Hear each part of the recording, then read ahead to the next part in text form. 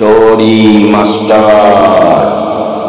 এবার আপনাদেরকে একটা গল্প শোনাবো, বুঝেছেন? এটা ঠিক গল্প নয়, একবার সত্য ঘটনা। একবার ওই জামাই একদিন তার শ্বশুর বাড়িতে গেছিল। এই শ্বশুর বাড়িতে গিয়ে এক ভূত তাকে ধরেছিল, একটা কালো ভূত সেই জামাইকে ধরেছিল। সেই জামাইকে কিভাবে ধরেছিল সেই ঘটনাটাই বলছি। এই শহর থেকে জামাই গ্রামের শ্বশুর বাড়িতে গিয়েছে, সঙ্গে বড় রাবড়ির হাঁড়ি। শ্বশুর বাড়িতে গিয়ে শাশুড়িকে বলছে, মা এই নিন রাবড়ির হাঁড়িটা রেখে দিন, পরে খেয়ে দেখবেন আমাদের ওখানকার রাবড়ি খুব ভালো। শাশুড়ি বলছেন, আচ্ছা বাবা, আচ্ছা দাও দাও বাবা। নিয়ে তো রাবড়ির হাঁড়িটা নিয়ে রাখলেন। তা তুমি কি একাই এসেছো বাবা? জামাই বলছে, হ্যাঁ মা, এই শালির একটা ভালো সম্বন্ধ পেয়েছি, বুঝলেন, ওই সেই ব্যাপারেই কথা বলতে এসেছি। তারপর কথাবার্তা বলার পর জামাই শ্বশুর বাড়িতে রাত্রেবেলায় জব্বর খেয়েছে। যতই হোক জামাই বলে কথা, অনেক দিন পর এসেছে। জামাই একেবারে গলা পর্যন্ত খেয়েছে। একটা আলাদা ঘরে জামাইকে শুতে দেওয়া হয়েছে। জামাই কম্বল গায়ে দিয়ে শুয়ে পড়েছে খাটের উপরে। শীতকাল, জামাই কম্বল গায়ে দিয়ে শুয়ে আছে। জামাইয়ের ছিল আবার ভূতের ভয়, খুব ভূতের ভয় ছিল। ঘুম আসছে না।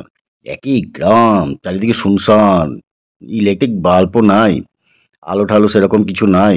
ওই ঘরের কোণে একটা এই টিম টিম করে একটা ওই হ্যারিকেন জ্বলছিল। ঘুম আসছে না। তারপর আবার একা শুয়ে আছে। হঠাৎ গায়ের কম্বলটা শ্রুত করে খাটের নিচে পড়ে গেল। জামাইয়ের হয়ে গেছে, ভয়ে হয়ে গেছে।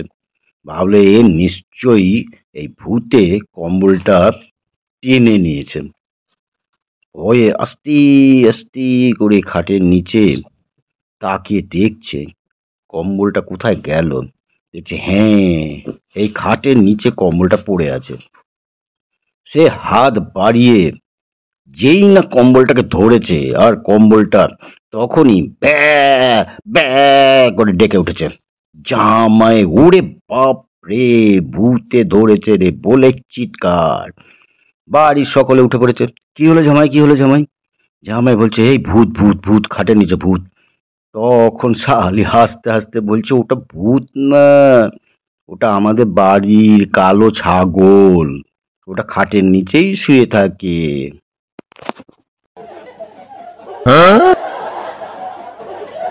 ডাক্তারবাবু, এই আমার মনে হচ্ছে জ্বর এসেছে। জ্বর এসেছে তো বুঝতেই পারছি, ঠান্ডাতে বুকে কফও জমে গেছে। বুকটা কিরকম ঘড়ঘড় ঘড়ঘড় করছে। একটু ভালো করে চেক আপ করে দেন তো। ওই একটু কাছে এসো, দেখি কি হয়েছে। ডাক্তারবাবু, ও ডাক্তারবাবু, একটা কথা বলতাম ডাক্তারবাবু। ডাক্তারবাবু, কথাটা আগে আবার একটু কথাটা শুনুন ডাক্তারবাবু, একটা কথা ছিল। কথা নয়, কথা নয়, বুকের ঘরের আওয়াজটা একদম শোনা যাচ্ছে না। চুপচাপ থাকুন, চুপচাপ, একদম কথা নয়।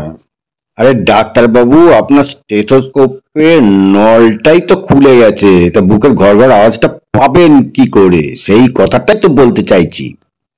আরে তাই তো, তাই তো, আমি তো খেয়ালই করিনি। ওই জন্যই তো আপনার বুকের আওয়াজটা পাচ্ছি না। দেখো কি কাণ্ড!